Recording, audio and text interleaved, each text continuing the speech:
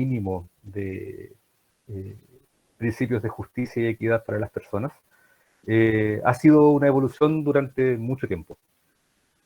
Estamos en un estado actual en el que tenemos un conjunto de garantías mucho mayor que antes, probablemente insuficientes en muchos sentidos.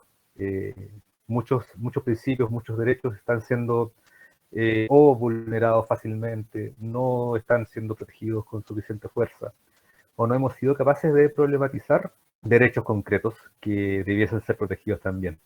Por eso es que se habla de generaciones. Lo que vamos a hacer hoy día es comentar con mayor la Declaración Universal de Derechos Humanos que está manifestada en la ONU, pero también vamos a revisar cuáles son algunos de los derechos que van a surgir en los próximos años, o que ya están en discusión de hecho, pero todavía no como una cosa a ser impulsada por enseguida. No sé, si no se escucha bien, me interrumpes al tiro, Fabián. Si no, sigo hablando y te dejo Profe, es que va a grabar, porque según yo no Sí, está grabando. no. Ah, ya. Vamos a grabar en cuanto comencemos la discusión propiamente tal. Los derechos que no están dentro de estas tres generaciones que vamos a revisar son derechos que todavía están siendo incorporados país a país en cada legislación, pero que no se han conformado como una gran categoría para ser aplicada en todo el mundo. Vamos a revisar un par de ejemplos de ese tipo de derechos. Por ahora, les hago la consulta. ¿Quién de ustedes leyó la Declaración Universal de Derechos Humanos? Yo la leí, pero no completa, me faltaron como 5 artículos. Perfecto. ¿Alguien más la leyó? ¿Alguien más sabe qué es la Declaración Universal de Derechos Humanos? Por mi parte no, profe. ¿Los demás? ¿Nadie tiene una idea siquiera remota de qué es?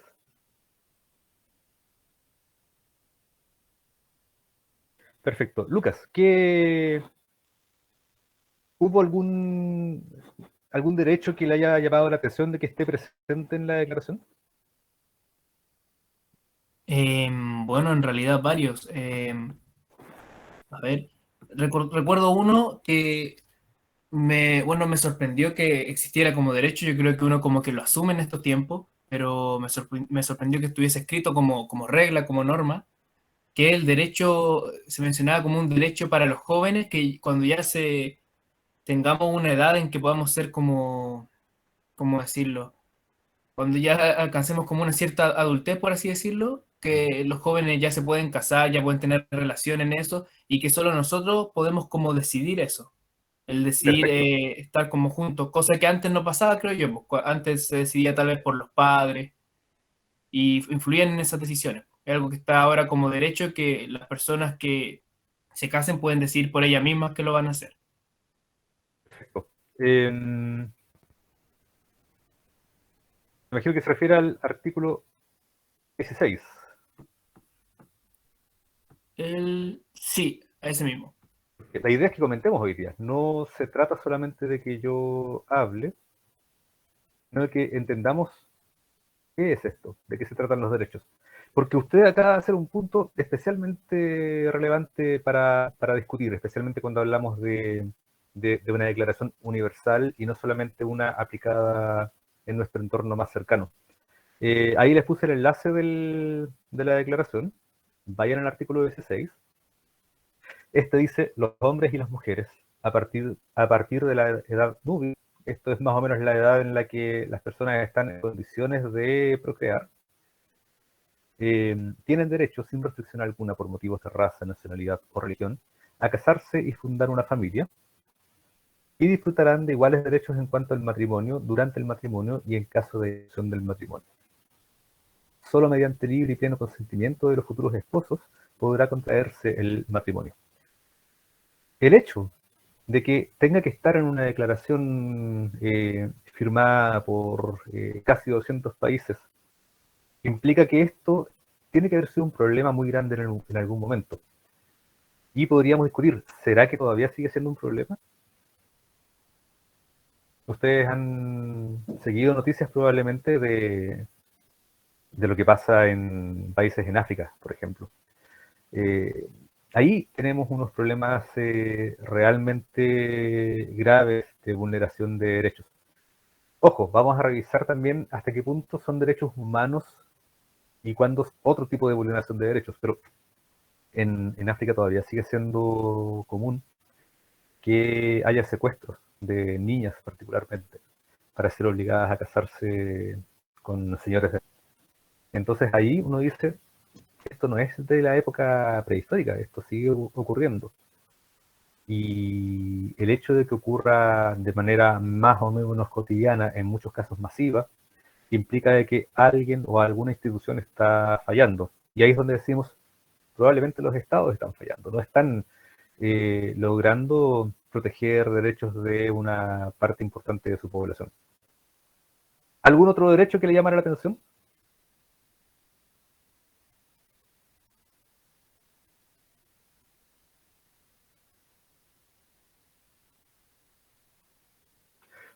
¿O algún derecho que echó de menos que no hubiese presente?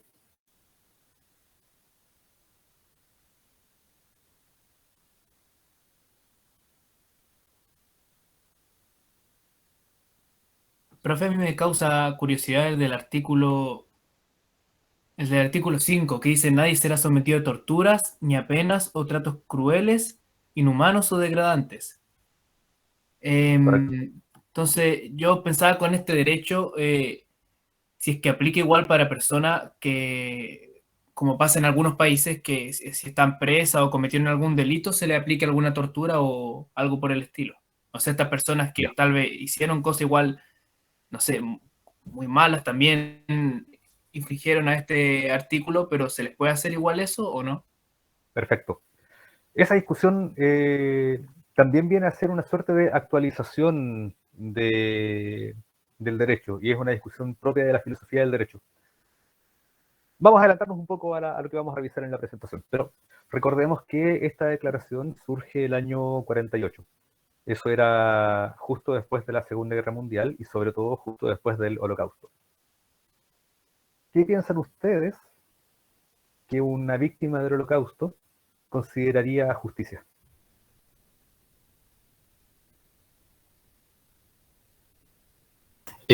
Bueno, al menos yo tengo entendido que después de ese suceso, el Estado israelita empezó una persecución a quienes habían cometido los crímenes ¿Correcto? y los sometieron a los juicios de Nuremberg, pero eso fue antes, perdón. Eso fue antes, pero ya, en ese caso teníamos una cantidad de juicios que de algún modo se pueden haber considerado juicios sumarios, ¿no? Eran enjuiciados para ser condenados a muerte. O sea, estaba la pena dictada de antemano. En general, cuando estamos hablando de justicia, hay una discusión bien interesante sobre qué cosa es justicia y qué cosa es venganza. Dentro de la filosofía del derecho hay una discusión bien fuerte sobre la eliminación de arbitrariedades en nuestras sociedades. Ustedes saben que vivimos en sociedades desiguales. ¿Se les ocurre algún ejemplo en que la desigualdad pueda ser positiva?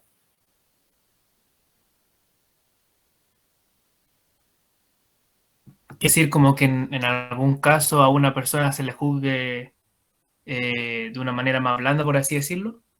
Por ejemplo, Bueno, yo, disculpe, no hay problema. yo estuve, es que estoy con una perrita acá, estuve viviendo en Isla Pascua por un tiempo y conozco que allá la gente cuando los nativos hacen algo, incumplen la ley, la pena no es tan grave por ser de esta raza étnica. ¿Ya? Se les reduce harto la pena de acuerdo a las cosas que hagan. Perfecto. Ese es un caso bien interesante porque ahí es el mismo pueblo el que ha discutido sobre si esa medida tiene validez o no. Porque por un lado dicen, infantilizando al pueblo. O sea, pueden cometer errores más grandes que, perdón, los mismos errores que cualquier otra persona y van a tener un castigo menor. Pero por otro lado, tiene que ver con un asunto cultural. Vamos con un ejemplo siguiendo lo que pasa con pueblos indígenas. No sé si ustedes recuerdan, hace algunos años, hubo el caso de un profesor en Santiago que dejó olvidado a su hijo en el auto, en el verano. Y al terminar su jornada de trabajo, llegó al auto y se acordó que no había sacado al hijo.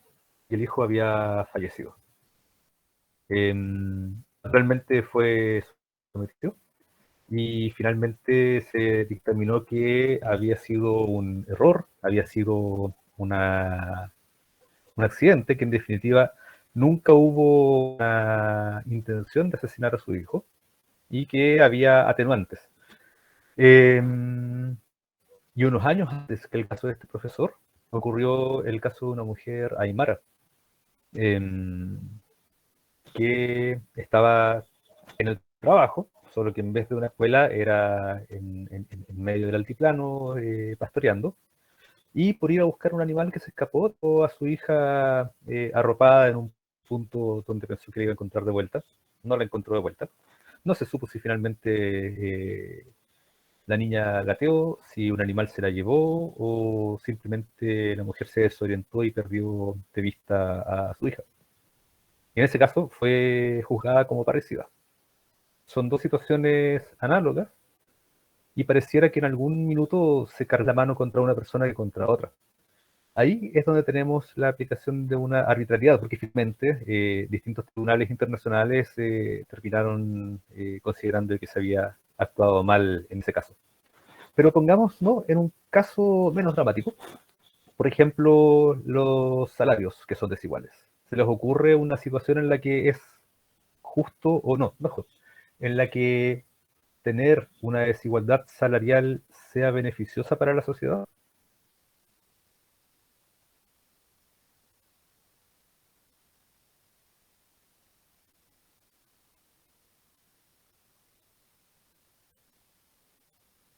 Bueno, si no hay ejemplo, pongamos uno muy simple.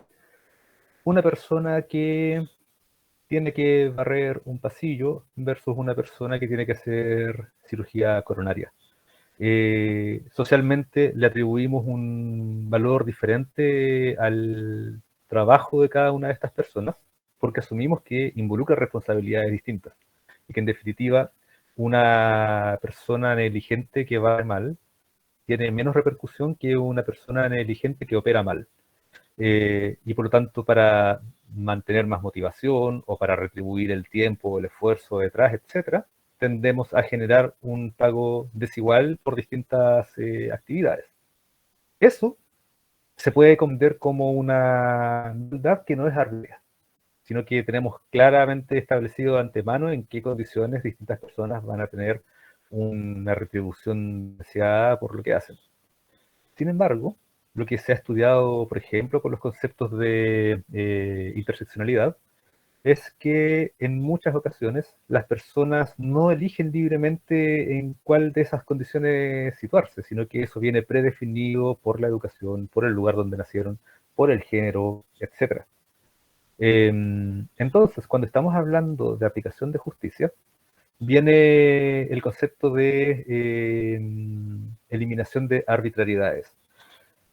Es posible que si la justicia estuviese guiada más bien por la venganza que por la búsqueda de evitar que se vuelvan a producir este tipo de crímenes, terminemos castigando de manera diferenciada a dos personas que han cometido el mismo delito, solo que una tiene más repercusión mediática que otra, por ejemplo. Entonces, cuando estamos hablando de esta eliminación de torturas, no solamente estamos hablando de evitar que el castigo esté motivado por un afán de humillación, como se habla aquí de tratos degradantes, sino que además está reconocido y los sistemas judiciales han avanzado en la dirección de reconocer que a través del castigo físico no conseguimos acercarnos más ni a la verdad ni al bienestar general. Ustedes saben que bajo tortura uno puede declararse culpable de lo que sea. Y esto es algo que ha sido difícil de erradicar, particularmente en América Latina. Por lo tanto, este tipo de artículos tiene ese sentido, reconocer que son problemas que se producían hace 60, 70 años, y en muchos casos se siguen produciendo, solo que nos hemos vuelto también más exigentes a identificar qué cosa es una transgresión de nuestras garantías mínimas.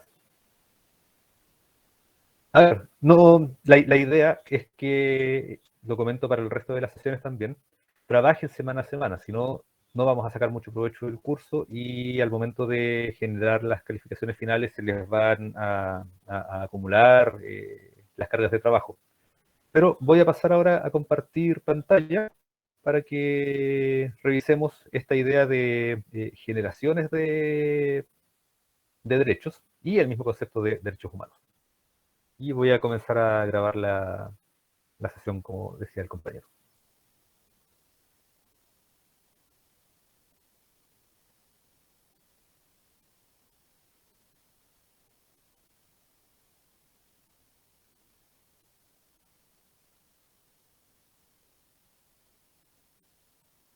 Necesito, por favor, que alguno me confirme que se puede ver la presentación. Sí, profe. Muchas gracias.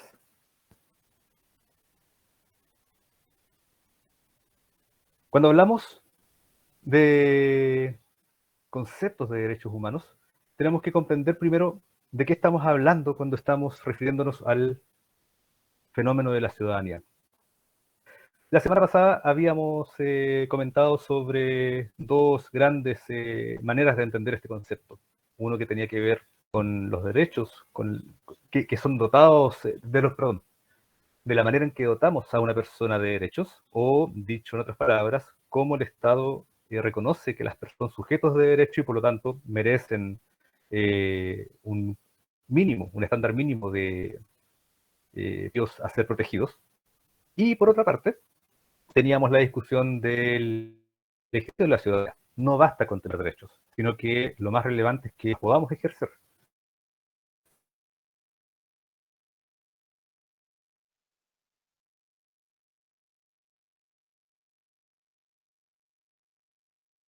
Evita canalizar, se logre expresar las distintas maneras que tenemos de comprender cómo somos como ciudadanos. En la medida que estos dos elementos, el ejercicio y la condición de ciudadanía, se cumplan, decimos que entonces se produce el reconocimiento de la ciudadanía tanto por quienes tienen que protegerla como por quienes tienen que ejercerla, y nos permite además adherirnos a un criterio más o menos generalizado, más o menos compartido, sobre cómo nos tratamos entre nosotros, si es que efectivamente vamos a ser mutuamente ciudadanos. Y en esta discusión tenemos dos conceptos que nos van a guiar durante la sesión. El primero es el de derechos humanos y el segundo es el de garantías individuales. Cuando estamos hablando de derechos humanos, nos estamos refiriendo a aquellos derechos que cada uno de nosotros tiene, sin importar quiénes somos, de dónde venimos, cuál es nuestra trayectoria, de qué familia venimos, cuáles son nuestras creencias o nuestros pensamientos. Simplemente por ser personas, merecemos un conjunto de derechos mínimos. Y por otra parte, están las garantías individuales que tienen que ver con los mecanismos por los cuales algo o alguien asegura que estos derechos sean preservados. En términos generales, las individuales quedan en manos de los estados. La semana pasada, estudiando el concepto de estado, estuvimos usando una visión crítica de la trampa territorial.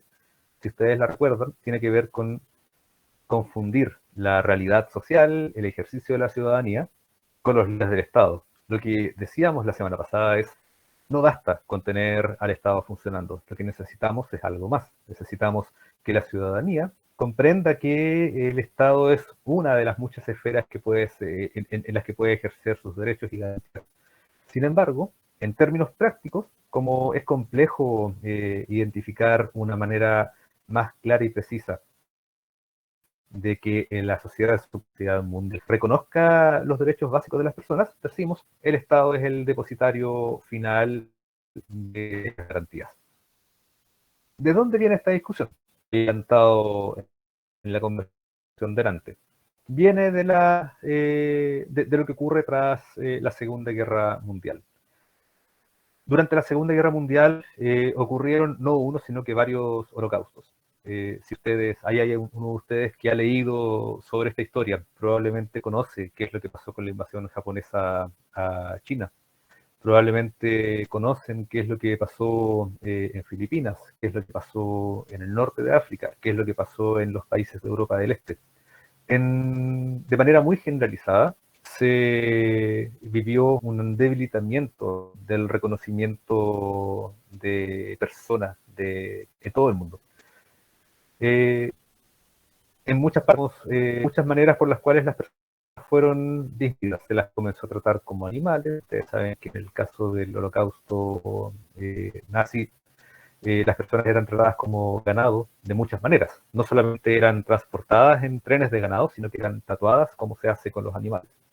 En el caso de la invasión japonesa a China, se hizo todo tipo de experimentos aberrantes que solamente tenían un fin más bien de aplicación muy cruel de todo tipo de vejámenes, que ni siquiera tenía que ver con aplicar castigos por alguna conducta, sino que simplemente era una campaña de exterminio.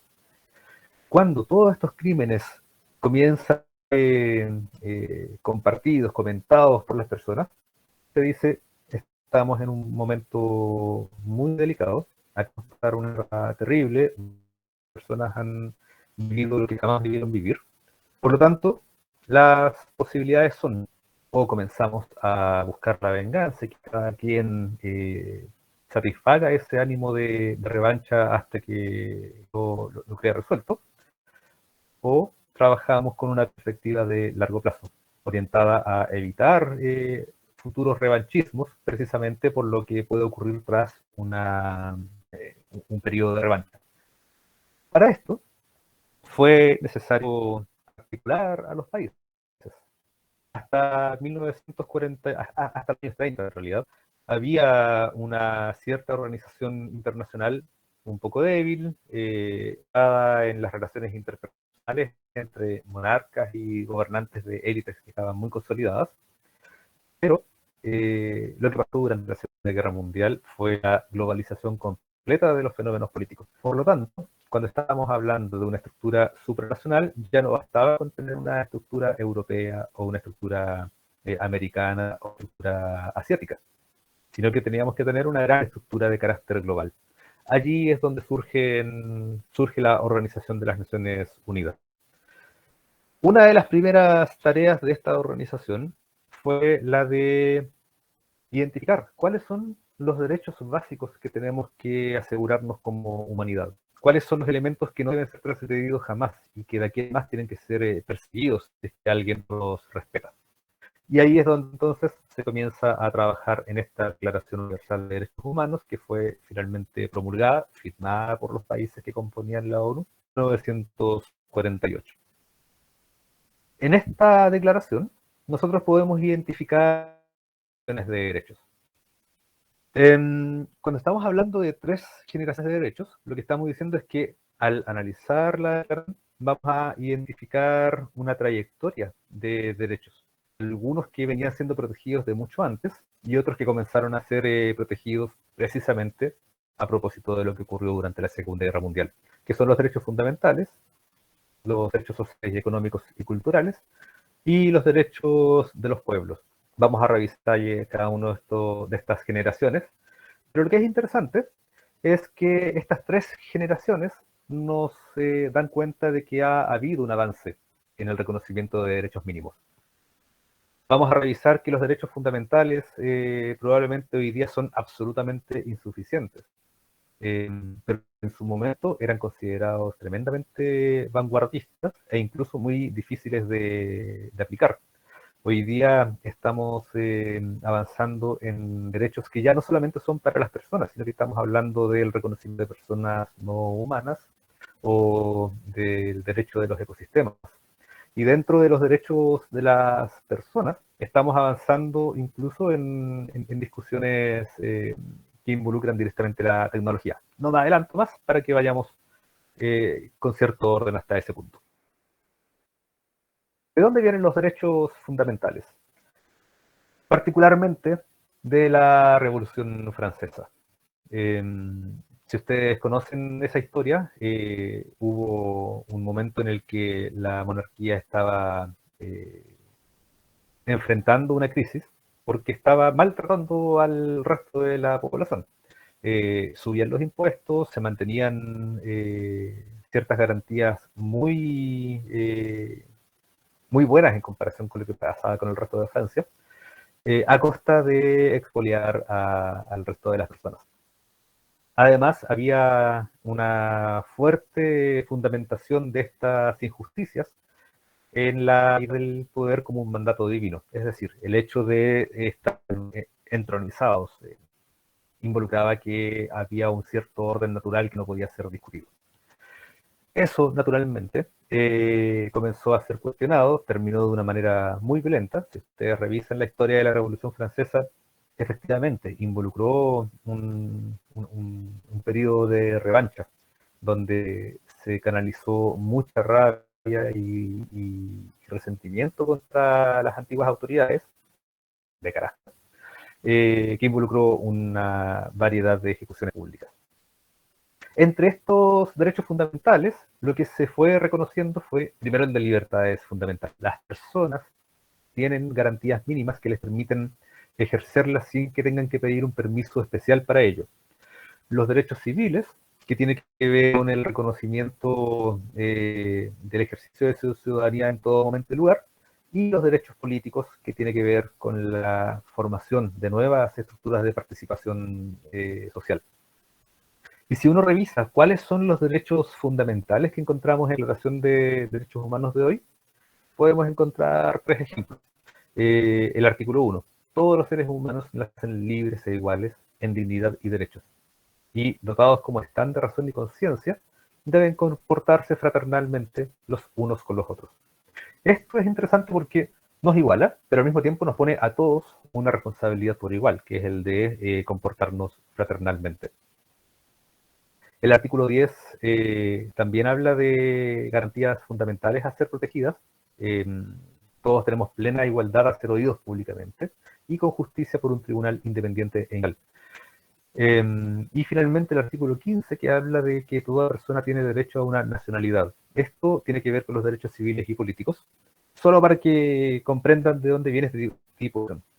En la Primera Guerra Mundial, que finaliza en 1918, ocurrió un fenómeno bien poco habitual, y fue que desaparecieron varios países e imperios simultáneamente. Ello implicó que una gran cantidad de personas haya quedado sin nacionalidad, y por lo tanto se tuvo que crear una organización supranacional para manejar el fenómeno de los apátridas, y al mismo tiempo hubo que crear mecanismos, instrumentos y leyes que permitieran que los países que quedaban pudiesen manejar el tránsito de personas que no tenían ciudadanía. Por lo tanto, no veía la necesidad de someterse a ninguna legislación. Luego, cuando estamos hablando de derechos sociales, económicos y culturales, estamos hablando, comienza a ocurrir particularmente a mediados del siglo XIX, con la Revolución Industrial. En este momento, comienza a generalizarse la idea de que se puede vivir mejor, de que tenemos que acceder a más derechos, de que la vida se está volviendo algo más que simplemente trabajar por la sociedad. Si conocen la historia de la Revolución Industrial, pasaron varias cosas que rompieron esquemas, como por ejemplo, se superó la fuerza humana para las actividades productivas. Y hasta antes de la Revolución Industrial nosotros dependíamos de la fuerza de los brazos, o como mucho de la fuerza de los animales, para poder sacarle valor a los recursos naturales. A partir de, por ejemplo, la invención de la máquina de vapor, logramos ser capaces de producir fuerzas sobrehumanas. Esto, de algún modo, se planteó como el futuro. Esto es la nueva realidad, esto es lo que nos va a permitir dejar de ser como los demás animales, que de sus propias capacidades, para generar un mundo de nueva riqueza y bienestar para todos. Por lo tanto, esto generó muchas expectativas sobre cómo distribuimos no solamente las riquezas, sino que la posibilidad de participar en las decisiones que tienen que ver con el modo en que distribuimos esa riqueza, pero también sobre qué es lo que vamos a producir, en qué nos vamos a convertir como sociedades en captación. Y este tipo de derechos están presentes también en la Declaración Universal de Derechos Humanos, cuando hablan de que todos nosotros podemos involucrarnos con otras personas siempre que lo hagamos de manera pacífica. Cuando se habla de que todas las personas tienen derecho a una remuneración equitativa y satisfactoria. Pensemos que, especialmente cuando se vulneran abiertamente los derechos humanos, pensemos en cualquier dictadura, una de las primeras cosas que se hace es prohibir la libertad de trabajo. Las personas que son exoneradas, por ejemplo, se les impide desempeñarse con normalidad para que sufran algún castigo por tener por razones arbitrarias, en muchos casos por seguir una religión distinta o por tener una visión política que difiere de la que está en curso. O el artículo 27, toda persona tiene derecho a tomar parte libremente en la vida cultural de la comunidad, a gozar de las artes y a participar en el progreso científico y en los beneficios que de él resultan. Básicamente, se trata de reconocer entonces que no solamente tenemos derechos mínimos, fundamentales, relacionados con nuestra experiencia de estar vivos y vivir en la sociedad, sino que además tenemos derecho a participar e involucrarnos cultural, social, política y económicamente con el resto de la sociedad. Y la tercera generación de derechos es la de los derechos de los pueblos. En este caso, estamos hablando de derechos que apuntan a formas de acuerdo, colaboración, discusión, negociación y resolución de conflictos entre naciones y pueblos que no necesariamente son los estables. Una de las cosas que ocurrió durante el Holocausto y durante la Segunda Guerra Mundial fue la desnaturalización, la deshumanización de grandes colectivos, gitanos, judíos, en general pueblos indígenas, que eran vistos como un lastre para un supuesto progreso de la sociedad basada en criterios raciales. A partir de esa experiencia, entonces, se reconoce que los pueblos también tienen algo que enseñar. No se trata solamente de personas que aisladamente se vinculan con otras, sino que dentro de los pueblos tenemos distintas maneras de comprender la vida, de comprender el mundo, de establecer relaciones. Y por lo tanto, si todas esas visiones están en manos de personas y esas personas tienen derechos de ejercer su forma de vivir en libertad, por lo tanto, esa agrupación también debe ser considerada como algo válido y que debe ser considerado a nivel mundial. No basta con tener derechos de los pueblos protegidos país a país, sino que mundialmente tenemos que ser capaces de comprender qué es lo que ocurre cuando estos pueblos quieren ponerse de acuerdo entre sí. En el caso de Chile, tenemos un ejemplo bien interesante justamente con el pueblo aymara, que en el altiplano establece relaciones con los aymaras de Bolivia y Perú. Pueblos que no tenían una nacionalidad antes de que llegaran los países. Siempre tenían relaciones comerciales fundamentalmente, familiares también. Y lo que han hecho y lo que han luchado, por lo que han luchado en sus distintos países, es en facilitarles el tránsito a través de la frontera, justamente para que ejerzan su modo de vida. Y lo que tenemos en la imagen, en la lámina, es el Congreso Sami, en el extremo norte de Europa, en los países nórdicos. El pueblo Sami es un pueblo que transita entre Rusia, Finlandia, Suecia y Noruega. Y lo que han hecho es crear un congreso que toma decisiones que les competen a ellos particularmente, que tienen que ver con tierra Sami, pero también con cultura, con derechos, con promoción de iniciativas de visibilización o fortalecimiento de la cultura. En este caso, tenemos 4 países, uno de ellos no participa del Congreso Sami, que es Rusia, por una historia también que tiene de una institucionalidad muy centralista y poco dada a reconocer los derechos de los pueblos, Pero lo que ocurre en los otros 2 países es que el pueblo sami de los 3 países participa en elecciones regulares. Son elecciones que no son solamente sami, sino que los partidos políticos de cada país se involucran activamente en estas elecciones. ¿Por qué comento esto? Porque un elemento que ha sido muy discutido, por ejemplo, desde los años 90, es que cada vez que hablamos de pueblos, tendemos a colocar esa discusión en un compartimento cerrado, de modo que no pueden acceder a ningún otro tipo de discusión. Por ejemplo, cuando hacemos una conferencia de pueblos indígenas, se espera que solamente los pueblos indígenas participen de ella, pero no hay opción de que esas discusiones tengan una incidencia a nivel nacional. Por ejemplo, lo que ha ocurrido en este ejemplo es que los pueblos se involucran directamente en la discusión nacional y viceversa. Las autoridades nacionales intentan participar de este debate también. Y eso, de algún modo, es lo que se busca con la protección de derechos de los pueblos. Es decir, de garantizar que los pueblos tengan, así como las personas individualmente, la capacidad de asociarse y de incidir en la vida pública.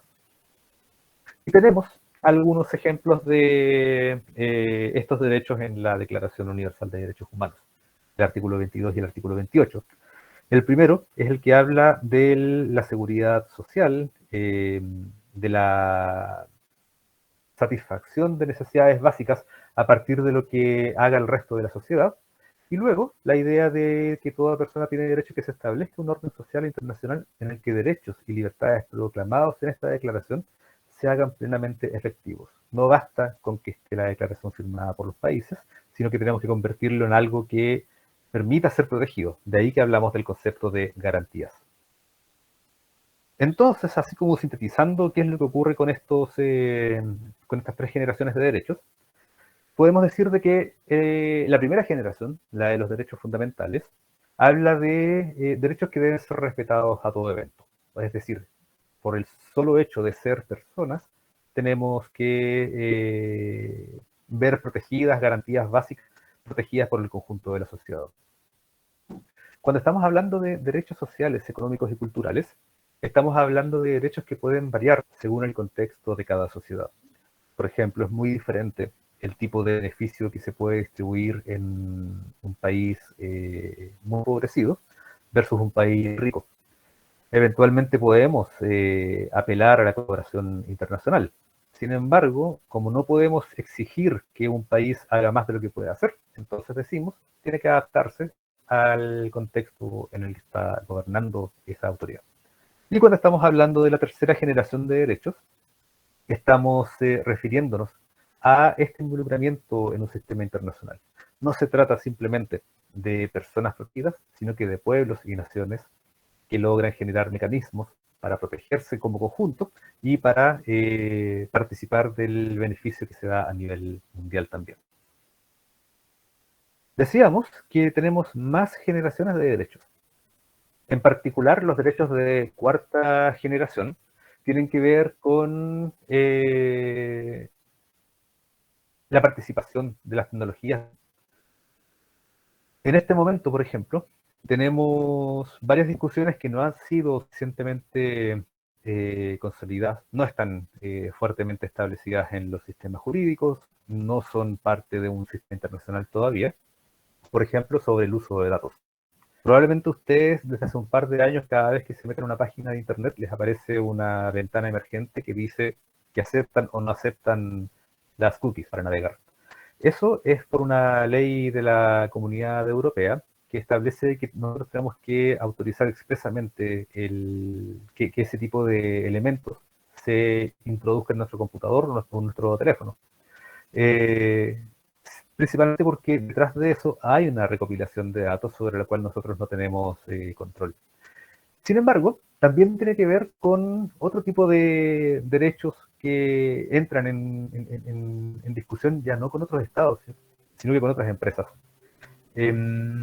Probablemente ustedes conocen la discusión sobre el derecho a olvidar o la capacidad de que se borre nuestra información de Internet. Hoy día, si nosotros dejamos una cuenta sin utilizar en alguna red social, por ejemplo, no tenemos capacidad de eliminarla del todo. Depende de que la empresa lo quiera hacer. Y si no lo quiere hacer, simplemente se queda almacenada en distintos formatos.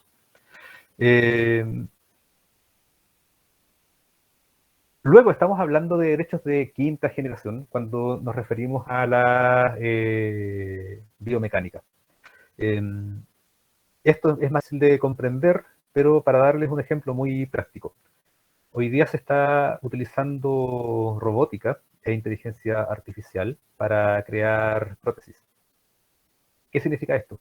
Yo puedo tener una prótesis, por ejemplo, de un brazo, y ese brazo se puede conectar con mi sistema nervioso y de algún modo aprender movimientos básicos en función de movimientos repetitivos que yo hacía con mi sistema nervioso. El problema es que esas prótesis, justamente como decíamos recién, no son estatales, son privadas, son de empresas. No está del todo definida el derecho de propiedad y el derecho de protección de la integridad de la persona cuando estamos hablando de ese tipo de vinculación entre tecnología y nuestra entidad biológica. Esto que suena tan volado, llevémoslo a algo muy práctico. Si por alguna razón yo tengo una prótesis que me permite desempeñar mi vida normalmente, con la cual he generado una relación muy íntima, porque finalmente yo he educado a esa prótesis me facilita la vida cotidiana. Si por alguna razón no pago el tratamiento completo, esa prótesis puede ser retirada. Pero ¿qué ocurre con la identidad que se generó en el proceso? Ese proceso en el que ya no soy persona, soy una persona con un brazo biomecánico.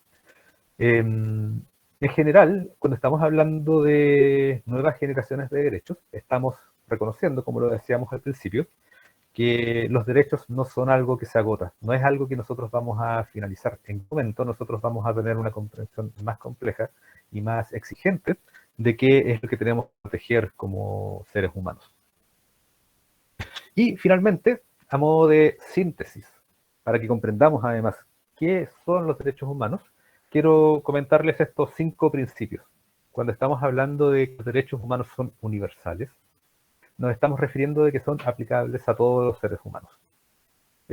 Una persona que ha cometido un crimen y está presa, sigue siendo un ser humano. Por lo tanto, sigue teniendo derechos humanos. Naturalmente podemos identificar distintas maneras en que esa persona puede ser castigada, pero probablemente el escarnio público, el castigo o la revancha no van a ser considerados como castigos justos en términos de generar un beneficio para el conjunto de la sociedad, sino que más bien puede desatar una sed de venganza que no se termina nunca. Cuando estamos hablando de derechos universales, entonces, estamos refiriéndonos a que en todo momento y lugar las personas tienen que ver estos derechos satisfechos. No pueden ser condicionados. Que sean inalienables quiere decir de que no pueden ser retirados o suspendidos.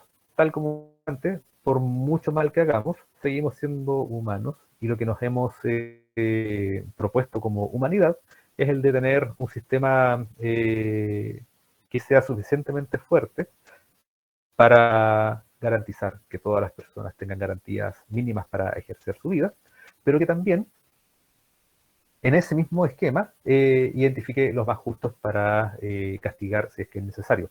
Pero por sobre todo, tiene que ver con que no pueden ser quitados de manera arbitraria. O sea, si una persona no es de mi mismo grupo social, si no es de mi mismo pensamiento político o religioso, entonces eso no es una razón para que yo pueda retirar o suspender estos derechos. Que sean indivisibles significa de que no hay una jerarquía entre derechos. Si ustedes leen el artículo 1 y el artículo 16, ustedes no pueden decir de que uno es más importante que otro. Todos ellos tienen que ser cumplidos. Esto evita que podamos contentarnos con un cumplimiento parcial de derechos humanos. No se trata de que estemos más o menos bien porque tenemos la mitad de los derechos cubiertos. Si no tenemos todos los derechos cubiertos, entonces estamos pasando a llevar, violando los derechos humanos. Que sean imprescriptibles quiere decir de que estos derechos no tienen temporalidad. Esto se asocia, por ejemplo, a crímenes de lesa humanidad. Cuando estamos hablando de crímenes de lesa humanidad, estamos hablando de crímenes en los que la humanidad resulta lesionada. Son crímenes que no solamente afectan a la persona que sufre vejamen, sino que la humanidad en su conjunto se ve dañada porque de algún modo se ve debilitado el cumplimiento o el respeto de las personas en tanto personas. En ese sentido, si un derecho humano es transgredido, no hay una razón para que ese derecho no sea perseguido hasta que se haga justicia. Y finalmente, los derechos humanos son irrenunciables. Esto quiere decir de que nosotros no podemos escoger dejar de lado derechos humanos. Por ejemplo, por una razón económica. Por ejemplo, yo no puedo permitir ser torturado a cambio de compensación. Simplemente no podemos renunciar a ellos. Entonces, lo que hicimos hoy día fue revisar este concepto de derechos y garantías. Revisamos las generaciones que encontramos en la Declaración Universal de Derechos Humanos. Revisamos los debates actuales sobre derechos humanos y donde probablemente van a avanzar estas discusiones. Y revisamos estos 5 principios, características generales de los derechos humanos. ¿Dudas, consultas? Por mi parte no, profe. Perfecto. Bien. Yo tampoco, profe. Para la próxima semana tenemos nuestra última sesión de este módulo. En el aula virtual está el texto de leer para ese día, Ciudadanía y Civilidad, acerca del derecho a tener derechos. Y nos reunimos a esta misma hora en el mismo enlace. Eso, que tengan buena semana. Chao, profe, que esté bien. Hasta luego. Esté bien.